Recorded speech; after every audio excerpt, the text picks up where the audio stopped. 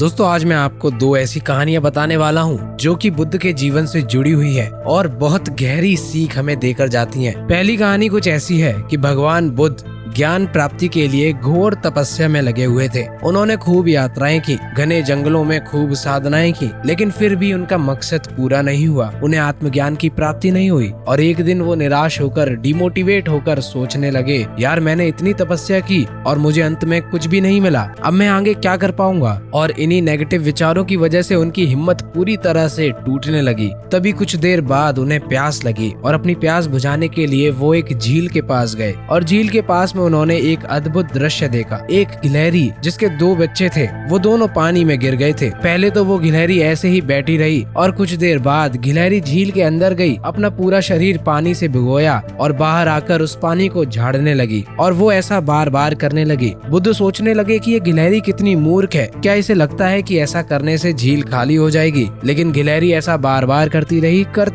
और करती रही और कुछ देर बाद बुद्ध को ऐसा लगा कि मानो गिलहरी ये कह रही हो कि ये झील सूखे या ना सूखे ये मुझे नहीं पता, लेकिन मैं अपना प्रयास नहीं छोड़ूंगी। और उस छोटी सी गिलहरी ने बुद्ध को अपने लक्ष्य से भटकने से रोक लिया। बुद्ध सोचने लगे, जब ये नन्ही सी गिलहरी इतनी कम ताकत होने के बावजूद भी इतना बड़ा दृढ़ संकल्प ले सकती है, तो मैं तो इससे 100 गुना ज्यादा शक्तिशाली हूँ, तो मैं क्यों नहीं कर सकता। ये सोचकर बुद्ध फिर से अपनी साधना में लग गए और अंततः उन्हें ज्ञान की प्राप्ति हुई। तो ये थी पहली कहानी। अब चलते हैं दूसरी कहानी की ओर। जब भगवान बुद्ध से आकर एक व्यक्ति ने ये पूछा कि मैं खुशियाँ चाहता हूँ, तब बुद्ध ने कहा कि तुम्हारे प्रश्न में ही तुम्हारा उत्तर है। सबसे पहले तो तुम अपने प्रश्न में से मैं यानी आई को हटाओ, क्योंकि अगर तुम खुद के ही बारे में सोचते रहोगे तो क्या खास खुश हो पाओगे। अब बचा क्या, खुशियाँ चाहता हूँ, तो इसमें से चाहत को हटाओ, क्योंकि चाहत तुम्हारा डिजायर है। जिस दिन तुम्हारी सारी इच्छाएं खत्म हो जाएंगी उस दिन तुम पूरी तरह से खुश हो जाओगे। तो इस चाहत को हटाने के बाद अब तुम्हारे पास जो बचा वही खुशियाँ हैं। दोस्तों आपको कौन सी कहानी अच्छी लगी हमें कमेंट सेक्शन में जरूर बताएं।